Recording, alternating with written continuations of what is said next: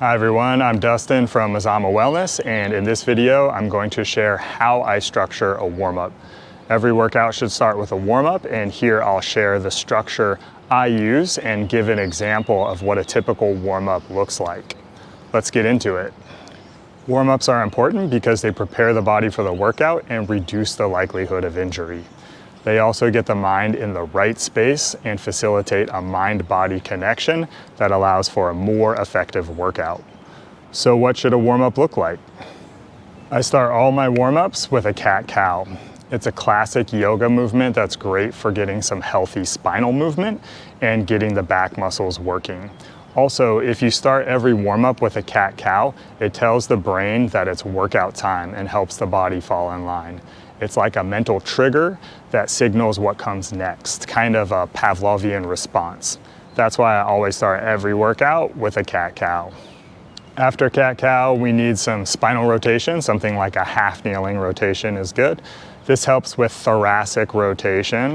This is the middle part of the spine, and the ability to rotate here is important because it will keep you from getting stiff.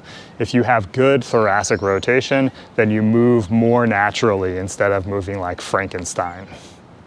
Next, we'll move to the shoulders and hamstrings. I like a tall plank to downward dog to get the hamstrings lengthened and improve shoulder flexion. Shoulder flexion is the ability to put the arms straight overhead, and this is one area that I see a lot of limited range of motion in people, so improving or maintaining this is important.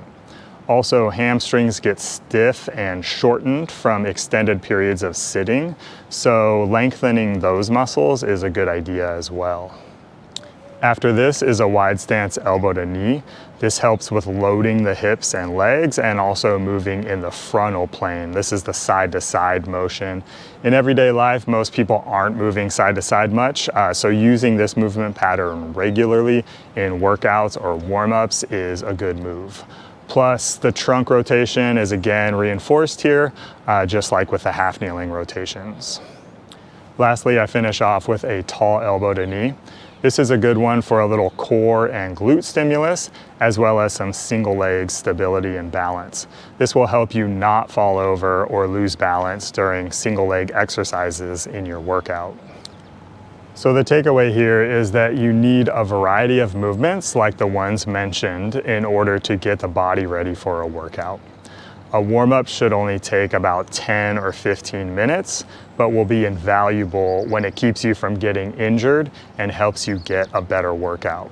This is just an example of a typical warm-up that I use for myself and with my clients. And you can always add some things that you want to work on specifically for yourself or tailor it to your needs. See the description below for a sample warm-up template and leave any questions or comments.